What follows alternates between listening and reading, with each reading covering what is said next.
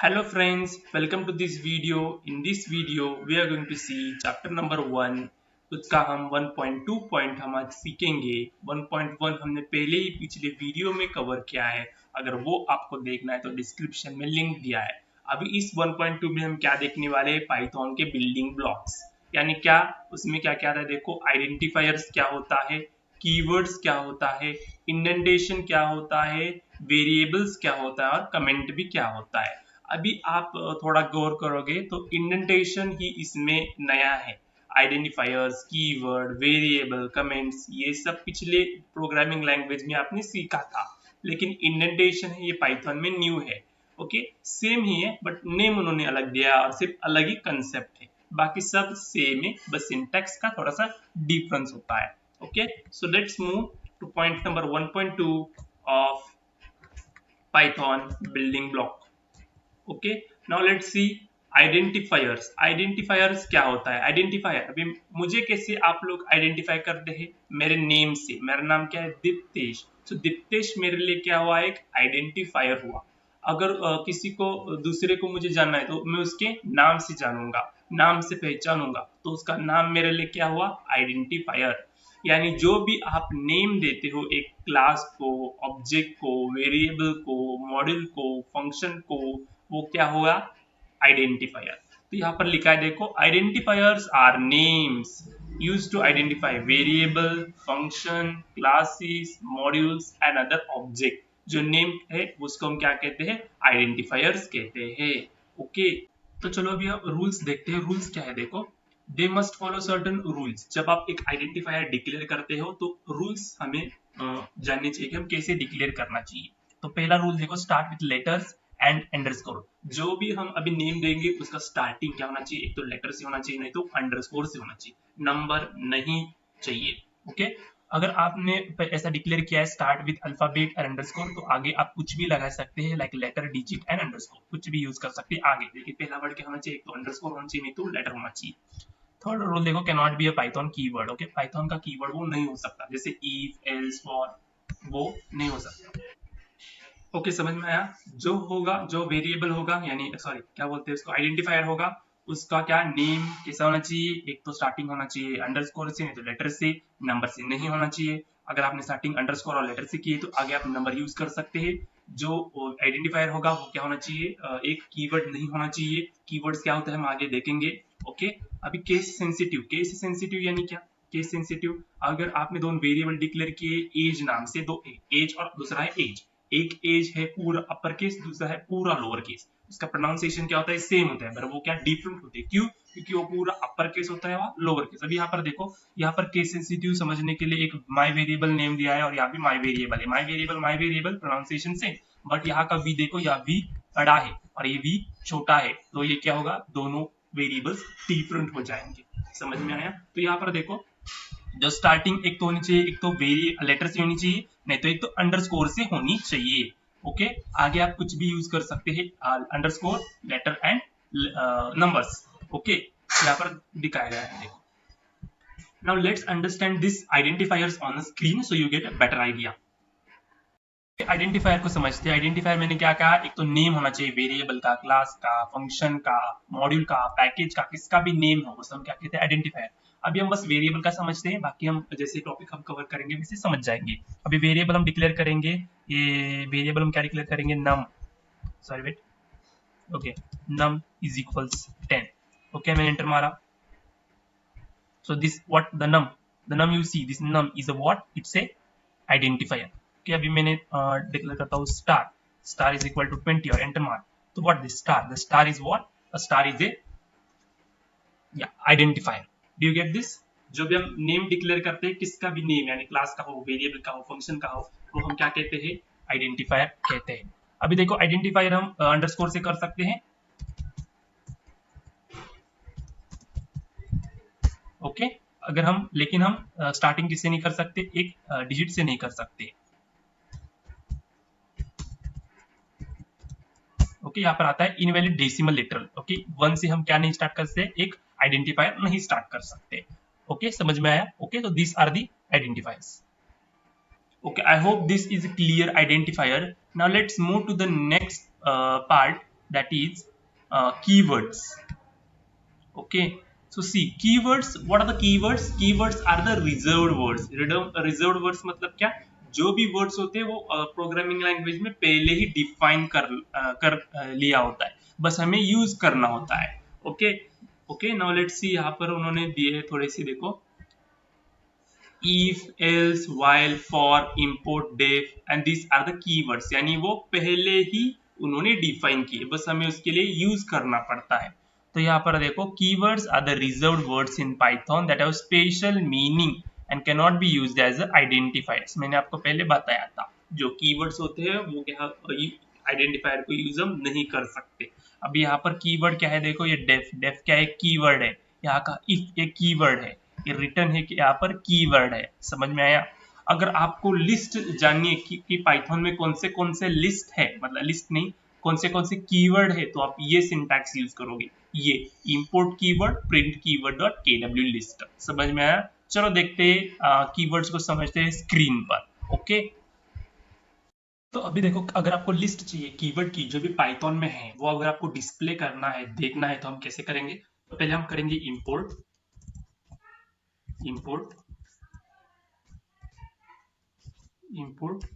Keyword. Okay, enter. उसके बाद हम क्या करेंगे? प्रिंट करेंगे. क्या प्रिंट करेंगे? KW keyword list. ओके, और इसके आगे हम क्या लिखेंगे? बस keyword dot KW list. Okay, समझ में आया कैसे? अभी हम एंटर मारेंगे, जो भी कीवर्ड्स अवेलेबल है पाइथन में वो हमें डिस्प्ले हो जाएंगे. ओके, अभी हम देखते हैं, देखो बड़ा करता हूं मैं. देखो अभी हम इसमें से क्या करेंगे? अभी नॉट एक कीवर्ड है, अभी इसको हम वेरिएबल डिक्लेयर करके देखेंगे. So not is a variable now in an assign value to it. Okay, 23. It will be an error because we cannot assign any value to a keyword. Okay, अभी हम अभी ये देखो ये है del. अभी del को हम क्या करते हैं? देखो वेरिएबल असाइन करते हैं. del is equal to 24. Enter. So syntax error same. Why? Because we cannot give name to a variable as a keyword. Keyword का हम नेम वेरिएबल को यूज हम नहीं कर सकते, क्योंकि कीवर्ड को एक स्पेशल जगह है. It is a reserve words. समझ में आया? Keywords. I hope this keywords is understand. Now let's move to the next point, that is indentation. अभी indentation समझते हैं. देखो अभी indentation आप C में कैसे एक ब्लॉक को डिक्लेयर करते थे करली ब्रेसिस से, वही आप पाइथन में कैसे यूज करोगे? इंडेंटेशन से. इंडेंटेशन क्या होता है? देखो ये जो यहाँ पर स्पेस है, उस स्पेस को हम क्या कहते हैं? इंडेंटेशंस. ये क्या है? वही इंडेंटेशन. एक ब्लॉक को डिफाइन करने के लिए हम क्या यूज करते हैं? इंडेंटेशन यूज करते हैं. यहाँ पर देखो indentation in Python is used to define a structure of a block of code. Function कैसे डिफाइन कर दे, तो करली ब्रेसिस के अंदर जो भी कोड था वो फंक्शन का कोड था. वैसे ही हम यहाँ पर करली ब्रेसिस ना यूज करने की बजाय आपको क्या यूज करना पड़ता है? इंडेंटेशन यूज करना पड़ता है. समझ में? Indentation. Unlike many other languages दे यूज करली braces for block delimiters. Python relies on indentation. Realize मतलब किस पर बेस्ड है पाइथन? इंडेंटेशन पे. सी, जावा आप कैसे डिफाइन करते थे? एक करली ब्रेसिस से करते थे, लेकिन यहाँ पर आपको कैसे करना चाहिए? किससे करना चाहिए? इंडेंटेशन से करना चाहिए. यार देखो यहाँ पर स्पेस उन्होंने छोड़ी है, ये देखो ये स्पेस उन्होंने छोड़ी है. ओके, यहाँ पर स्पेस उन्होंने लीव किए, तो ये कोड क्या है? करेक्ट है. लेकिन देखो इफ के बाद यहाँ पर प्रेस उन्होंने लीव नहीं किया, तो यहाँ पर आएगा एरर. कौन सा एरर? Indentation error. समझ में आया? ओके, चलो इसको स्क्रीन पर करके देखते तो आपको समझ जाएगा क्या होता है. ओके, एक स्टैंडर्ड इंडेंटेशन में कौन से कितने स्पेस होते हैं? 4 स्पेस होते हैं, यानी 4 स्पेस बार. 1 2 3 4. आप टैब भी दे सकते हो. अगर आप IDE यूज करते हो तो ऑटोमेटिक इंडेंटेशन आ जाता है, बस आपको एंटर करना पड़ता है. ओके, समझ में आया? तो इंडेंटेशन को समझते हैं. अभी हमें समझने के लिए कोई तो ब्लॉक लिखना पड़ेगा. ब्लॉक मतलब अभी इफ का ब्लॉक, एल्स का ब्लॉक, फॉर लूप का ब्लॉक. अभी हम इफ एल्स का लिखते हैं. चलो समझने के लिए हम पहले एक वेरिएबल डिक्लेयर करते हैं ए नाम का, और उसमें 11 वैल्यू स्टोर करते हैं. अभी हम इफ लिखते हैं, इफ, और यहाँ पर कंडीशन लिखते हैं. अभी ए इज ग्रेटर देन 10 होगा, तो अभी देखो मैं यहाँ पर कोलन लिखता हूँ. कोलन लिखने के बाद जैसे ही मैं एंटर मारता हूँ ना, तो ये जो स्पेस है, इस स्पेस को हम क्या कहते हैं? इंडेंटेशन कहते हैं. यहाँ से वो ब्लॉक स्टार्ट होता है, और यहाँ पर मैं करूंगा प्रिंट. फिर क्या प्रिंट करूंगा मैं, number is greater than 10। Okay, अभी हमें वापस एंटर, वेट, अभी यहाँ पर एंटर मारता हूँ। अभी एंटर मारने के बाद फिर भी ये इंडेंटेशन आ रहा है, वापस मैं प्रिंट लिखता हूँ, प्रिंट, और इसमें लिखता हूँ इफ एग्जीक्यूटेड,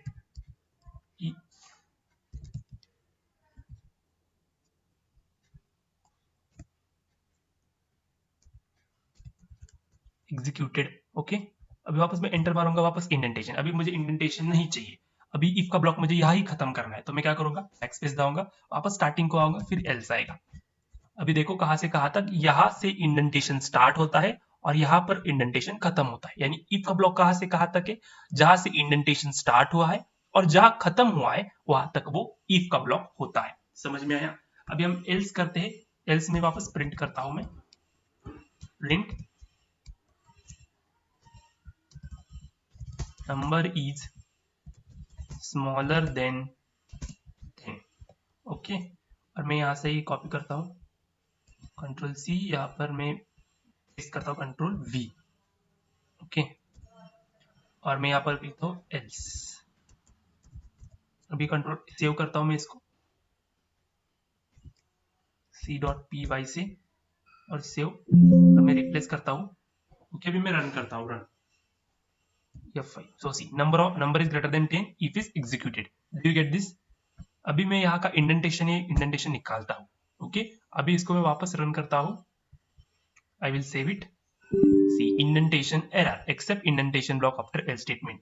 तो this is an indentation error. तो यहाँ पर इंडेंटेशन मस्ट, जहां से ब्लॉक खत्म होता है, जहां से ब्लॉक खत्म होता है स्टार्ट होता है, वो आपको दिखाना पड़ता है। अभी एल्स का ब्लॉक कहां तक है, एल्स का ब्लॉक कहां तक है, यहाँ से यहाँ तक ही है, क्योंकि हमने इसके आगे कोई कोड लिखा ही नहीं है। जहां तक एंड होगा वो उसका होगा। इफ का ब्लॉक कहां से कहां तक है, जहां से इंडेंटेशन स्टार्ट होता है और जहां पर खत्म होता है वही तक होता है इन इफ का ब्लॉक। समझ में आया? This is an indentation. Now let's see the variables. अभी वेरिएबल्स क्या है, सबको पता है वेरिएबल्स क्या होता है। Variables are store as a memory locator, यानी हम इसमें क्या स्टोर कर सकते हैं, डेटा स्टोर कर सकते हैं। तो यहाँ पर देखो variables are used to store data. Okay, store data, कौन सा डेटा? अभी याद देखो ये 10 है, 10 किस में स्टोर हो गया है, एक्स में। तो एक्स क्या होगा, एक वेरिएबल होगा। Okay, and manipulated throughout your program, कहाँ भी यूज कर सकते हैं एक variable. okay, they are created by assigning the value using the assignment operator। okay, ये जो वैल्यू हम कैसे स्टोर करते हैं, यूजिंग द असाइनमेंट ऑपरेटर। ये दिख रहा है, ये क्या है, एक असाइनमेंट ऑपरेटर है। तो अलाइस इसमें नेम में स्टोर हो जाएगा। अलाइस क्या है, एक वैल्यू है, और हम किस में स्टोर कर रहे हैं, नेम में, और नेम क्या होगा, एक वेरिएबल होगा। समझ में आया? Okay, see Python is dynamically typed. Dynamically type मतलब क्या, without defining data type you can declare a variable. अभी यहाँ पर x इज इक्वल टू 10 किया है, तो यहाँ कहीं इंटीजर दिखा दिया है, उसको आपने इंटीजर कहाँ लिखा है, नहीं।